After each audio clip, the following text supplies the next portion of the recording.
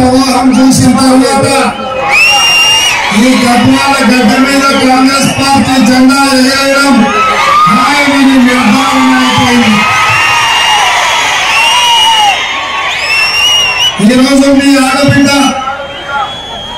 సరితమ్మను ఎమ్మెల్యేగా గెలిపించడానికి శ్రీ సోనియా గాంధీ మల్లికార్జున ఖర్గే గారి ఆశీర్వాదంతో ఈరోజు కాంగ్రెస్ పార్టీ టికెట్ ఇస్తే ఈ గద్వాలలో ఒక చదువుకున్న 15 వర్గాల ఆడబిడ్డలు మీరందరూ ఆశీర్వదించి ఎమ్మెల్యేగా గెలిపించి శాసనసభకు పంపిస్తారని చెప్పి నాకు సంపూర్ణమైన విశ్వాసం నమ్మకం కలిగింది. ఈ కార్యక్రమంలో వేలాది మంది ఆడబిడ్డలు కాకుండా యువకులు రైతులు మీరందరూ ఈ గద్వాలలో కాంగ్రెస్ పార్టీకి అండగా నిలబడ్డందుకు మీకు అందరికీ మనస్ఫూర్తిగా ధన్యవాదాలు తెలియజేస్తున్నాను. నిన్నే ఆయన వచ్చిన అబద్ధాలకు ఈ గద్వాలనే సభ పెట్టాడు. ఆ సభలో ఎంతమంది వచ్చిందో చూద్దామని నేను చూసిన ఇంతకుముందు వచ్చేటప్పుడు చూడ అందులో చూస్తే మన సభకు వచ్చిన ఆ మార్కెట్ యార్డు దగ్గర బయట నిలబడ్డాను.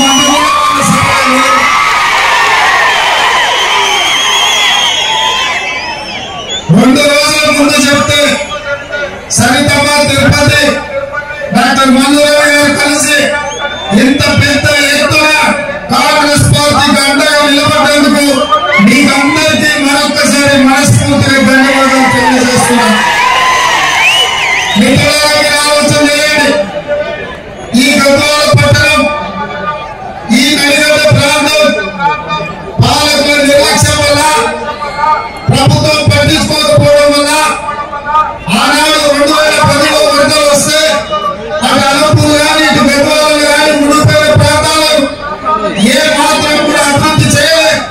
ఆ రోజు నడిగడ్డ ప్రాంతంలో వరదలు వస్తే మహబూబ్ నగర్ జిల్లా ఎంపీగా ఉన్న చంద్రశేఖరరావు మాట ఇచ్చాడు, ఈ ప్రాంత వరదలో కొట్టుకుపోయిన పేదలందరికీ ఇల్లు కట్టిస్తా, మీ పేదలకు ఇల్లు కట్టించడానికి ప్రభుత్వం నిధి లేకపోతే బంజారాయించిన ఇల్లు కట్టిస్తాను. ఆ మాట 5 ఏళ్ళు నిలబెట్టుకోలేదు. కానీ ఈ తర్వాత టీఆర్ఎస్ అధికారంలోకి వచ్చిన 10 ఏళ్ళలో కూడా మన ప్రాంతానికి ఇలాంటి పేదలకు డబుల్ బెడ్రూమ్ ఇల్లు ఇవ్వలేదు. మన పేదలకు దళితులకు 3 ఎకరాల భూమి ఇవ్వలేదు. మన చదువుకున్న పిల్లలకు ఉద్యోగాలు ఇవ్వలేదు. మన ప్రాంతంలో తుమ్మిల నుంచి మొదలు పెడితే పాలమూరు రంగారెడ్డి ఎత్తిపోతల పథకం వరకు ఏ ప్రాజెక్టును పూర్తి చేయలేదు. ఇలా మన ప్రాంతాన్ని చంద్రశేఖరరావు సంపూర్ణంగా నిర్లక్ష్యం చేశాడు. మళ్ళీ నేను వచ్చాడు. ఈ ప్రాంతానికి అభివృద్ధి జరగకపోవడానికి ఈ కష్టాలకు కారణం కాంగ్రెస్ పార్టీ. నేను అడగదలుచుకున్న గద్వాల గడ్డ మీద ఉంచే చంద్రశేఖరరావు, ఈ ప్రాంతంలో కష్టాలంటే మేము కట్టిన ప్రియదర్శిని చూరాల వల్ల కష్టాలు వచ్చినాయా, మేము నిర్మించిన ఆర్టీఎస్ వల్ల కష్టాలు వచ్చినాయా, కల్లకుర్తి, భీమా, లెట్టపాడు, కోయించాయ ప్రాజెక్టులు మేము నిర్మించడం వల్ల ఈ ప్రాంతానికి కష్టాలు వచ్చినాయా నేను అడుగుతున్నా. ఈ ప్రాంతంలో జరిగిన ఈ గద్వాలకు వచ్చిన రైల్వే లైన్ కాంగ్రెస్ పార్టీ వేసింది. ఈ చూరాల ప్రాజెక్టు కాంగ్రెస్ పార్టీ కట్టింది. భీమా ప్రాజెక్టు కాంగ్రెస్ పార్టీ కట్టింది. మెట్టపాడు ప్రాజెక్టు కాంగ్రెస్ పార్టీ కట్టింది. కోయించాయ కల్లకుర్తి గురించి నేను చెప్పాల్సిన అవసరమే లేదు. ఇన్ని ప్రాజెక్టులు మేము కట్టి పాలమూరు జిల్లాను మేము ఆదుకున్నాం. ఈ 10 ఏళ్ళ మీరు ఇచ్చింది ఏదో చెప్పండి మేము అడిగితే ఇచ్చింది చెప్పడు, చేసింది చూపించాడు. చెప్పడాలతో ప్రజల్ని మభ్యపెట్టాలని ఇలా చూస్తున్నాడు. ఈయన అంటున్నాడు కాంగ్రెస్ పార్టీ వస్తే 24 గంటల ఉచిత విద్యుత్ ఉండాలని. నేను ఈ గద్వాల ప్రజల సాక్షిగా ఆ సమాజానికి సవాల్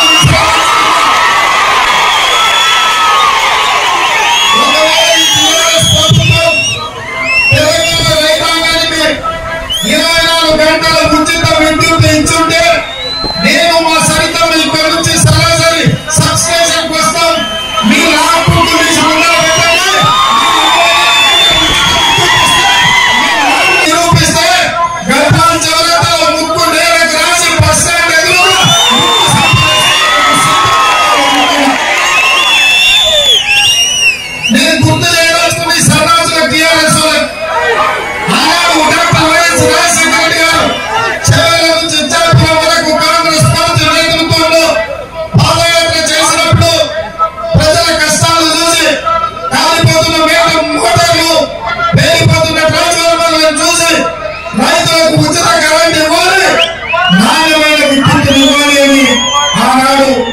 డాక్టర్ వైఎస్ రాజశేఖర రెడ్డి గారు శ్రీమతి సోనియా గాంధీ గారు నిర్ణయించారు.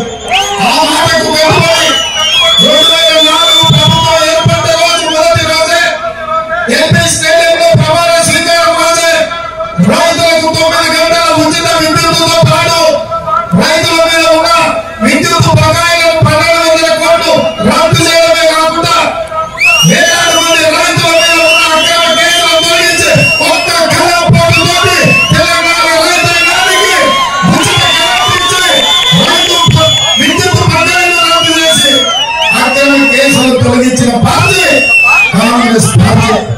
ఇవాళ నువ్వు వచ్చి మాకు ఉచిత విద్యుత్ గురించి నేర్పుతావా? ఉచిత విద్యుత్ ఇచ్చింది మేము, ఉచిత విద్యుత్ ఆలోచన మాది, మేము అమలు చేసినాం. ఆయన మేము ఇవ్వబట్టి తెలంగాణలో 18 లక్షల పంపు సెట్లకు ఉచితంగా విద్యుత్ ఇచ్చినాం. ఇవాళ నువ్వు మాట చెప్తున్నావు. నువ్వు వచ్చిన తర్వాత కాలేజీ రంగటి పాలము రంగారెడ్డి ఎత్తుపక్కల పూర్తి చేసి మీరు 1 కోటి ఎకరాలకు నీళ్ళు ఇచ్చిన అంటున్నావు.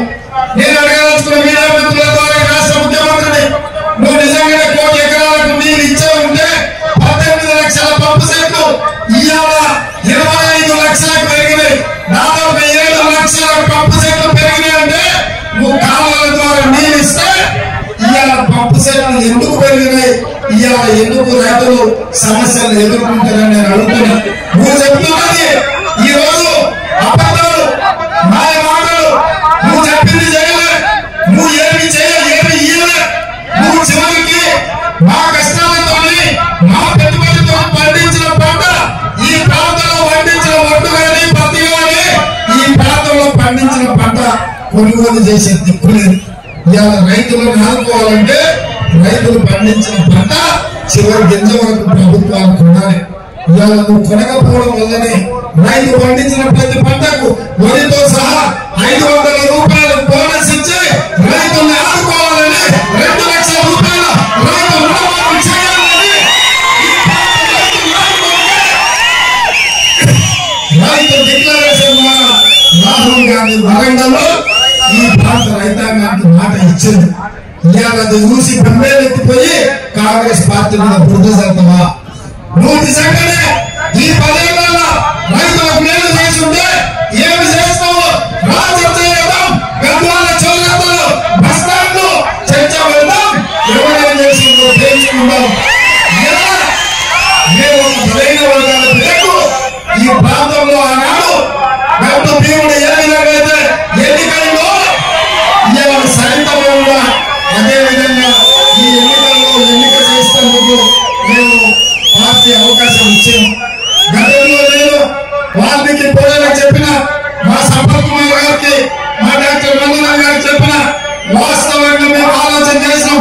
ఈ గద్వాలలో మరొకసారి వాల్మీకి పోయేలకు టికెట్ ఇవ్వాలని ఆలోచన చేసినాం. ఆ రోజు మీరు ఎవరికి ముందుకు రాకపోవడం వల్ల సరితా జిల్లా పరిషత్ చైర్పర్సన్ మేము పార్టీ స్వయంగా మాట్లాడి ఈ ప్రాంతంలో బలైన వర్గాల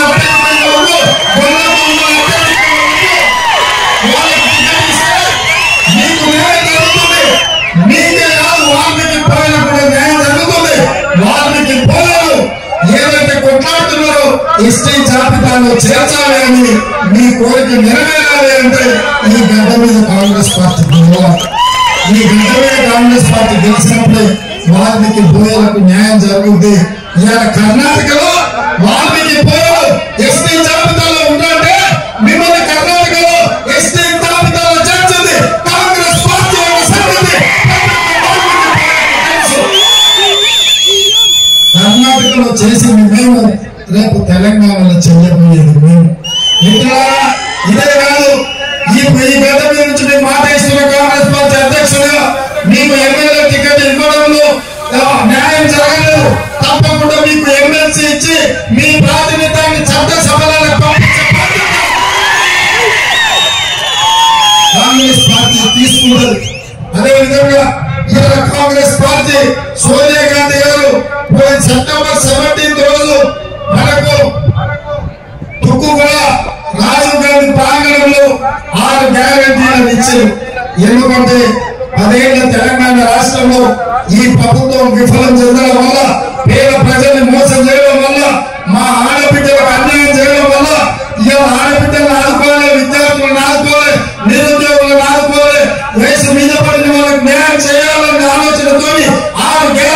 కాంగ్రెస్ పార్టీ శ్రీమతి సోనియా గాంధీ గారు మల్లికార్జున ఖర్గే గారు మనకు హామీ ఇచ్చింది. ఈ 6 గ్యారెంటీలను అమలు చేసే బాధ్యత కాంగ్రెస్ పార్టీ తీసుకుంటుంది.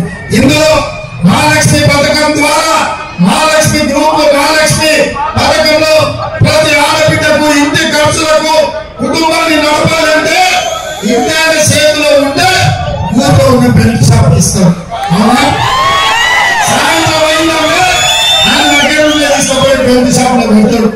అందుకే సోనియమ్మ అన్నది ఆడబిడ్డ చేతిలో పైసలు ఉంటే పిల్లల చదువులు ఇంటి ఖర్చులు సంసారం ఉప్పు పప్పు ఖర్చులునే బెల్లం సిద్ధపడి ఏదైనా గౌరవంగా ఇల్లు నడుపుతుంది. కాబట్టి మహాలక్ష్మి పథకం ద్వారా ప్రతి నెల మొదటి తారీఖు నాడు ప్రభుత్వం ఉద్యోగికి ఇచ్చినట్టుగా 2,500 రూపాయలు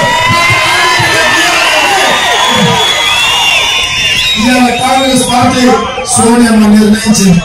ఇదే కాదు, ఆనాడు కట్టెలు పైకొని మీరు కన్నీరు కారుస్తుంటే మీరు కష్టాలలో ఉండే మీ కష్టాలు తీర్చడానికి దీపం పథకం ద్వారా సిలిండర్ అదేవిధంగా గ్యాస్ పొయ్యి మీకు ఇచ్చారు.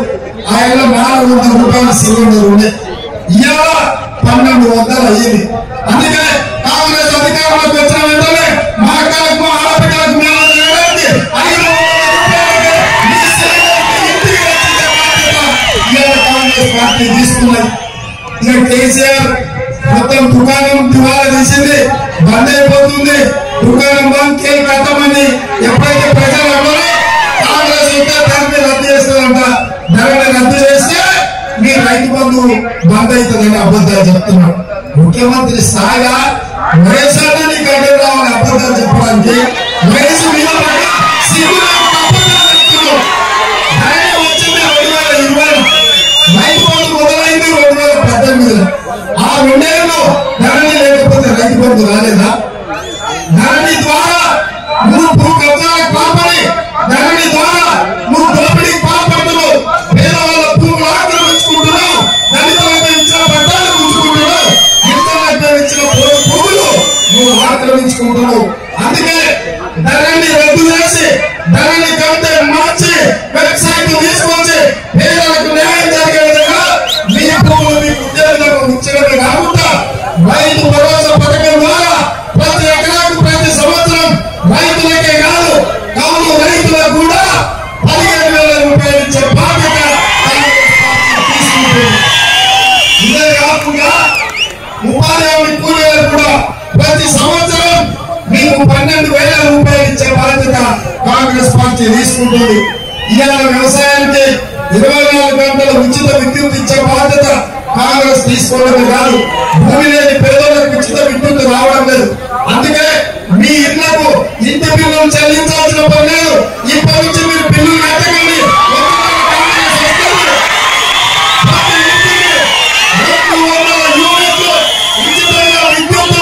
కాంగ్రెస్ ఇస్తుంది, మీరెవరు బిల్లులు కట్టకండి. కాంగ్రెస్ రాయమని మీ ఇంటి కరెంటు బిల్లు 200 యూనిట్లు మీకు ఉచితంగా ఇచ్చే బాధ్యత మేము తీసుకుంటాం. ఇవాళ పింఛను 2,000 వస్తుంది. ధరలు ఎత్తు పెరిగినవే, ఉప్పు పప్పు బెల్లం చింతపండు ధరలు సరే సరే ఆయనకు 60 రూపాయలు ఉన్నాయి. ఇవాళ 180 రూపాయలు.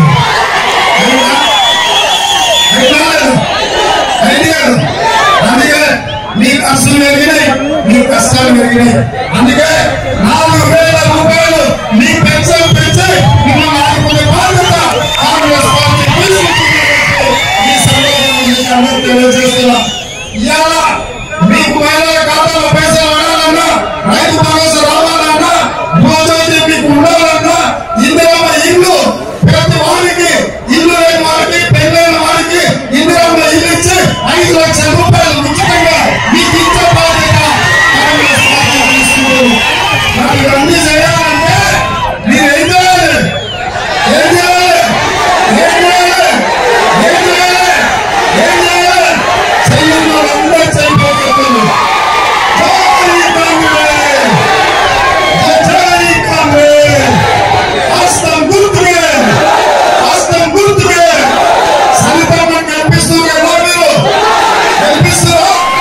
సరితమ్మ కనిపిస్తారా? అందరూ చేయబోతున్నారు. సరితమ్మ కనిపిస్తున్నారు. జై కాంగ్రెస్! జై కాంగ్రెస్! కోరుతున్నాను.